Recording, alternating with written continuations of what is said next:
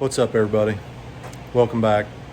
As you may or may not have seen already, we went to a private test session yesterday, Saturday, at Magnolia. This is the same track that Billy did the huge monster wheelie and won the $10,000 race. Same place. And we went up and did a little bit of testing, and it went pretty well. We're still struggling just a little bit in the burnout with a little bit of a rich condition. We're going to fix that today. The air fuel wide open throttle on 25 to 27 pounds of boost was steady at 4.2 on our air fuel gauge. And that's fine. It makes really good power there. However, it was 87 degrees yesterday. It's pretty hot. So when we get into cool night air, it may be a little bit on the lean side. Also, when we start to run the boost up around 30 pounds, 35 pounds, it may want to go a little bit lean.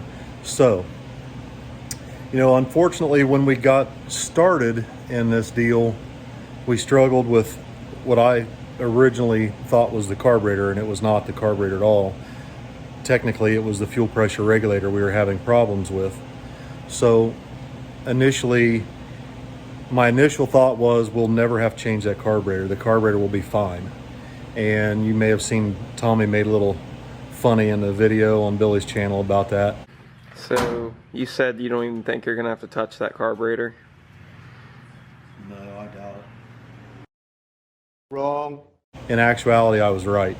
When we were up at the test session yesterday, I ended up putting the carburetor all back exactly the way it was on the other engine.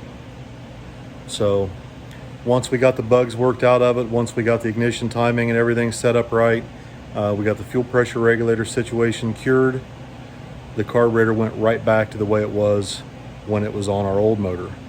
Now, with that being said, I figured that if anything, we'd have to put some fuel in it. And that's the case. Not much, but we're gonna have to add just a little bit of fuel to this thing to keep it from going lean. So what I'm gonna do today is I've already got the 750 CSU carburetor off, and I'm gonna go ahead and pull it apart and show you guys some little tricks of the trade that I use to make this thing run the way it does. And hopefully you enjoy this. All right, guys, so as you can see, we got the carburetor here. Let's go over some basics, okay? Some basic principles of blow-through carburetor operation. Now, this is a methanol carburetor, which technically are probably the toughest ones to deal with because of the amount of fuel needed to support 15, 16, 2,000 horsepower in that area. You have to move a lot of fuel through this carburetor to support that kind of power. So generally on gasoline, you can get by with a single needle and seat standard Holley fuel bowl. I'm not familiar with them as far as how many pounds of boost you can get by and how much horsepower you can make on gas through a single needle and seat. But I can tell you that when you're starting to edge around 1,500 horsepower on methanol or even E85, you definitely need dual needle and seat fuel bowls. And as you can see, this has dual needle and seats, one here and one there. Now on this particular carburetor, it has this transfer tunnel that runs across the top of the bowl here, and each side is fed by a single inlet. Our other carburetor from IRD, which we haven't gotten a chance to really work the bugs out of yet, has dual inlets on each side, dual needle and seats. But for today, we're just gonna concentrate on these, what are they called? Pro Series fuel bowls. So some main parts to this carburetor that are very important. We've discussed the dual needle and seat fuel bowl. The next most important thing that you're going to recognize that's different about this carburetor are the vent tube extensions. These are very, very important. These come up out of the bowl vents and they are turned facing into the inlet of the carb hat. These are very, very, very important. The length of them is also critical, okay? The length of these vent tubes will change your fuel curve. We'll get into that here in a minute, okay? So let me explain to you first that in a blow-through carburetor, not only are you pressurizing air through the main body, through the ventures, right? You're pressurizing air through the ventures, all four of them. You are also pressurizing the insides of the fuel bowls. Okay, this is very, very important that you guys understand this. It is very important that you understand that size-wise, this is a 750, okay? And this carburetor on someone else's car has been over 155 miles per hour in the 8th at about 3,100 pounds. So if you do the math on that as to how much horsepower it takes to do that, it's pretty considerable. So a lot of people are accustomed to sizing carburetors to naturally aspirated combinations, and on a 400 small block, even a mild 400 small block, a 750 is a little on the small side, right? But on a boosted application, the 750 carburetor is plenty big to make 1,500 horsepower, at least 1,500. Now, very important that you understand that there is a differential. There's always going to be a differential between the boost pressure that you see above the carburetor and the boost pressure that you will read below the carburetor. Okay? On this particular carburetor on Billy's truck at about 27 to 30 pounds of boost, we see approximately 5 pounds less boost pressure below the carburetor than we see above the carburetor. Now, a lot of you are going to say that's too much. That's a restriction. It is a restriction. However, the differential between the boost pressure above and below the carburetor is actually a function of how this carburetor operates. When you have 5 pounds more pressure in the carburetor bowls than you have below the carburetor, you are now using boost pressure to pressurize the bowls and force fuel out the boosters, because it's like putting 5 pounds of air pressure into the bowl, and you'll see, or you'll feel the air come out the boosters and out the bottom of the carburetor if it's just sitting here on stand. If you pressurize this fuel inlet right here, you put 5 pounds of air to that, you're going to pressurize the bowl, and you're going to feel that 5 psi of air pressure come out the booster. Same principle. Now, this is extremely important on methanol and E85, not so much on gas, because gas doesn't require nearly the volume of fuel to be moved through the carburetor. But on ethanol, E85, and methanol especially, you need all the help you can get to shove the fuel through this thing and get it into the intake manifold. Okay?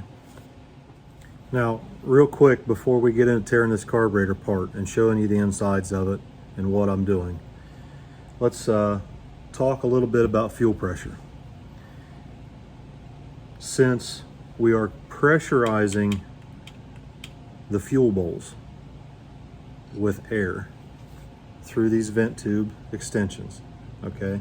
These vent tubes are up inside the carb hat, and they get the same boost pressure.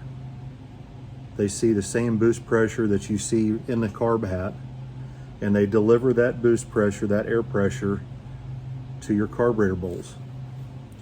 So, at idle, we see approximately 8 pounds of fuel pressure right here at the needle and seats.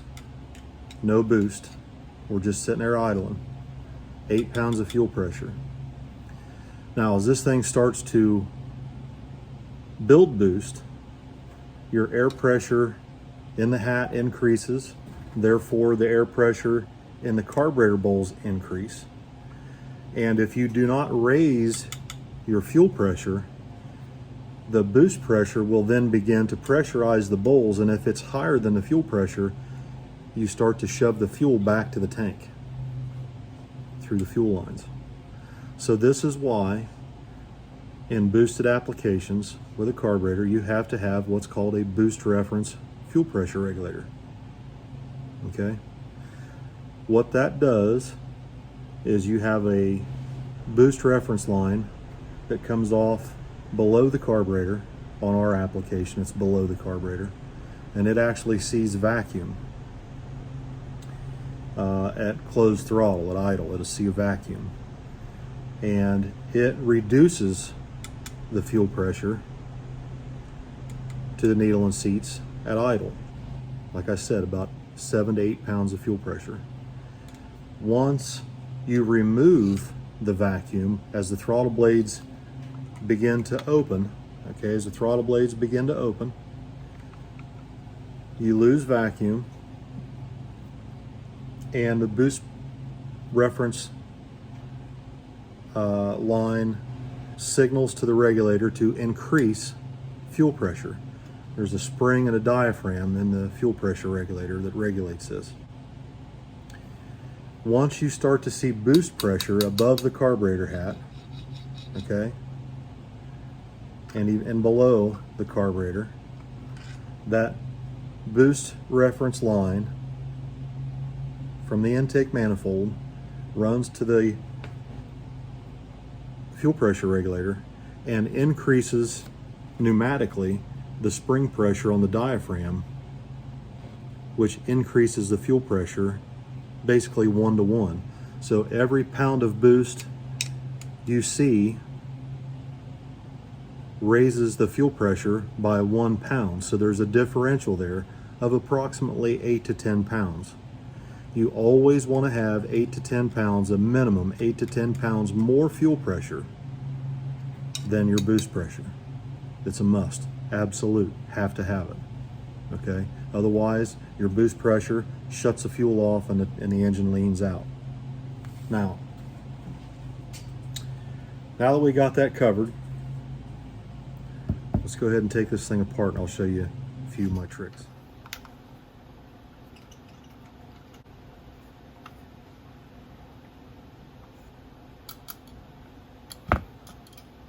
All right, now, your standard 4150 Holley carburetor is known as a 2-circuit carburetor, okay? But when you adapt one over to a blow-through operation, they basically become a 3-circuit carburetor. Let me explain. There are 3 main circuits to this carburetor, okay, that meter fuel for all of your different throttle positions. First is your idle circuit. And your idle air fuel ratio is adjusted by 4 of these idle mixture air screws, 1 on each side of each metering block. Next, you have your main jet. These are your main jets right here, 2 of them. Now this is the rear block, so you can see that these jets have jet extensions to place a jet far back in the bowl, as well as your power valve has an extension. Now, so you have your idle, you have your main jet, and then you have your boost reference power valve circuit. Okay? Now, at idle, it runs on the idle circuit. At part throttle, driving through the pits, part throttle, and in the burnout, you run on the main jet.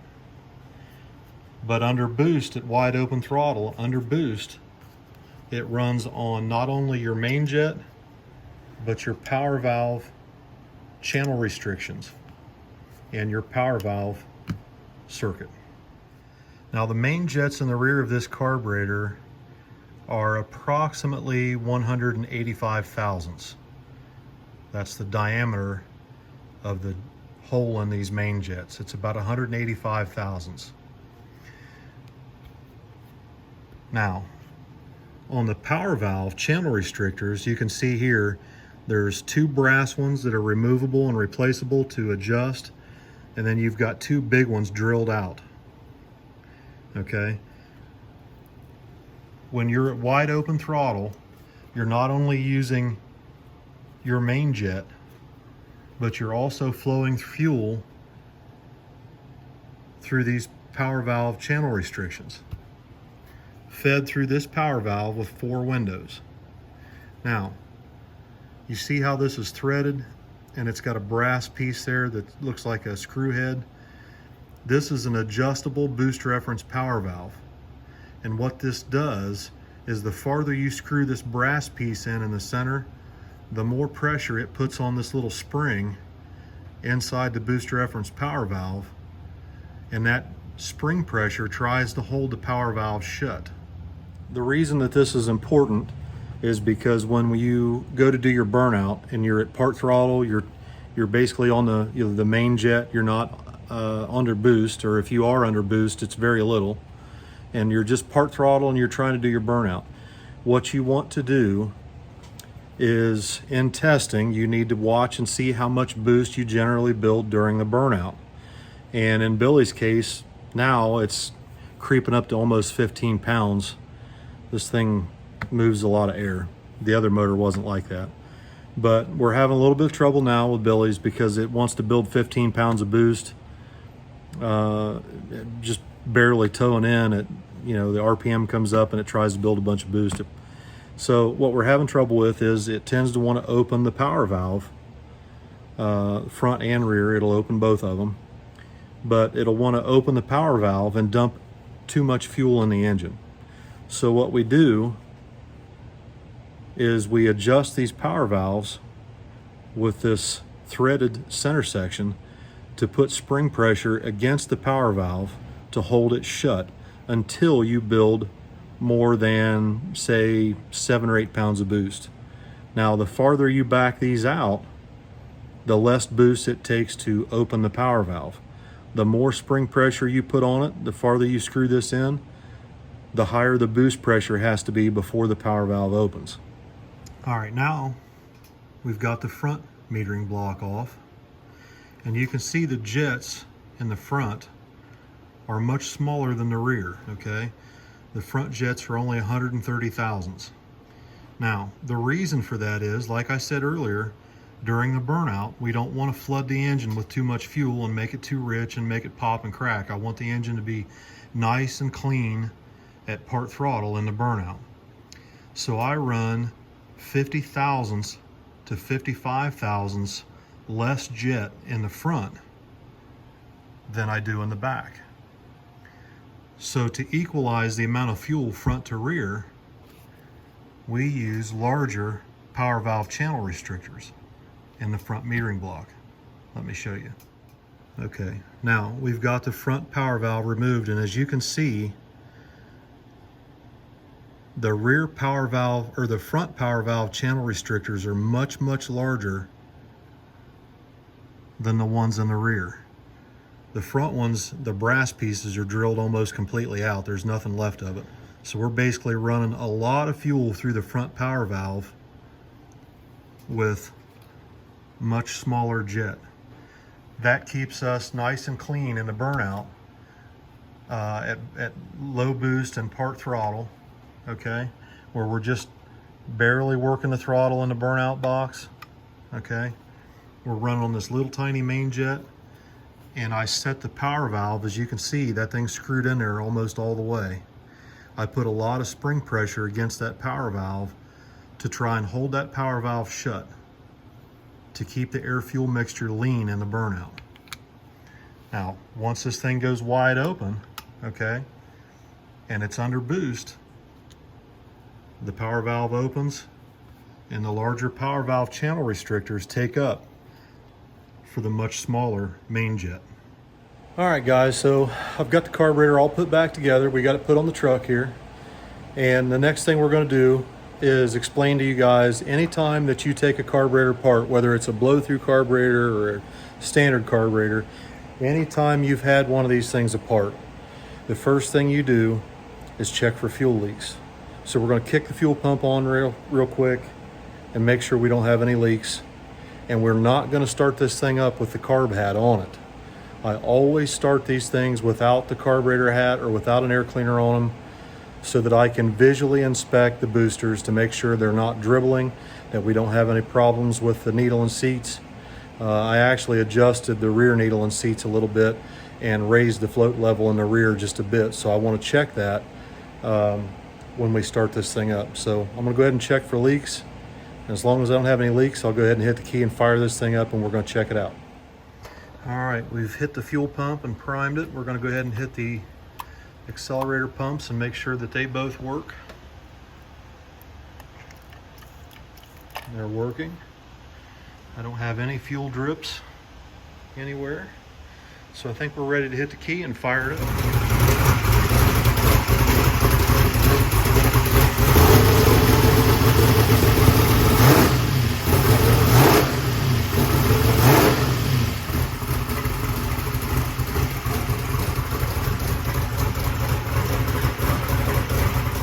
All right, so we fired it up. We have no leaks, and we have visually inspected the venturies to make sure that the boosters are not dribbling any fuel while it's idling. And everything seems normal. It sounds really good. It sounds crisp.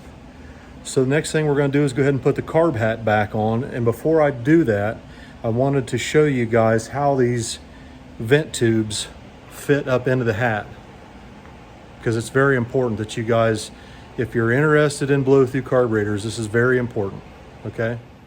Okay, you can see that these vent tubes are headed right in to the incoming air of the cold side.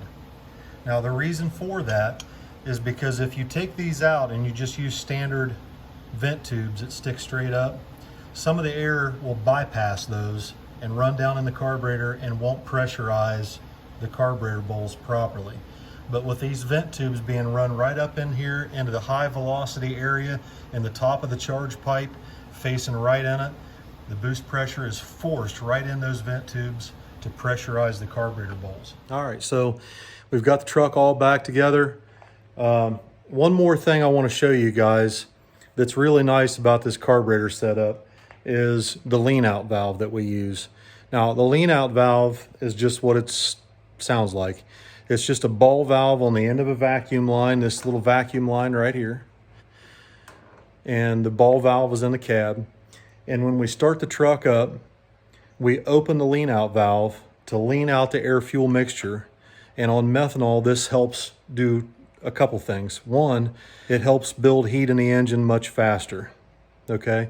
Without a lean out valve, this thing sits here and idles so rich that you can't build any heat in it, and that's not good. The faster you build heat in a methanol engine, the cleaner you're going to keep your oil. The condensation that you get from the engine sitting there just ice cold and water running off the intake manifold and chilling, not good.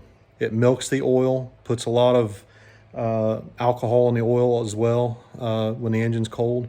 Not good. Nothing good happens on a cold startup on a methanol engine without a lean out valve. Now, the other thing, okay, that we do on this engine is we actually run a thermostat. Sounds crazy? It's not. There's a good reason.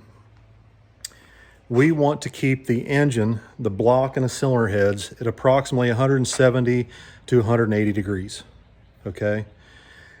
However, we use a stock radiator, okay? We use the stock radiator and the stock transmission oil cooler. So with a 180 degree thermostat in the block, we keep the engine nice and warm, 180, 170 degrees, and we can run the fan at all times to cool the water in the radiator. That cold water in the radiator cools the transmission temperature, okay? So the whole time that engine's sitting there running 170, 180 degrees and the thermostat's closed, there's no water circulating through the block and through the radiator, and the fan's on. That chills the water in the radiator, cools the water in the radiator way down, and takes a lot of temperature out of that transmission fluid. Very critical on a turbo car especially. So that's going to do it for this video today, guys. Billy should have a video up this afternoon. He'll probably have his up long before mine is. Miss Vicky wants to go to dinner. She wants to go to Cracker Barrel, of course, and get her pot roast or meatloaf or something, who knows. But we've got the truck back together. This weekend is Marion here in Ohio, Marion International Raceway. Let's see, it's Hoosier No Prep Series, Ohio versus Indiana. And we will be there. The race is Saturday. Go to Marion County Raceway Facebook page. You can check out all the details there. I'm sure they'll have that all uploaded, or maybe even the Hoosier No Prep Series page, one or the other. But that's where we're going this weekend. We'll be local. So if you would like to come out and see us, say hi. I'm not sure that I'll be in a mood to talk to a whole lot of people, depending on how well this thing runs. If we're working on the truck, I'd appreciate it, guys, if you can just give us a minute until we're not working on the truck. Once we put the wrenches down, I'll turn around, you'll see me smile, I'm ready to talk. But if we're working on this thing, please just give us some space and let us do what we're doing. It's been a long time since we've raced and felt competitive, and we would really like to do well this weekend at Marion. So hopefully we don't struggle too bad. I think we've got a pretty good handle on the truck now. The test session yesterday went really, really good. Really happy. We actually went more mile an hour yesterday than we've ever been at that track. And we were only maybe a tenth slower than our fastest pass ever. And the track temperature was 120 degrees. Air temperature was 87 degrees. So we feel that we've got something we can race again finally. We're not completely out of the dark here. We're not completely satisfied with it yet. We're still sneaking up on the tune-up. Like I say earlier today, when I had the carburetor part, I went ahead and enlarged the power valve channel restrictor circuits just a little bit, the restrictors just a little bit, to help give it a little bit more fuel as it comes up into the higher boost ranges. And but we're really close. So hope you guys enjoyed the video, a little sneak peek at what's inside the CSU 750 carburetor. Hopefully here soon we'll be able to try the IRD 1050 on it and see how it works. But I didn't want to put that carburetor on until we had all these other bugs worked out with a known carburetor and a known tune-up. So we'll see y'all next time. Thanks for watching. Appreciate y'all very much.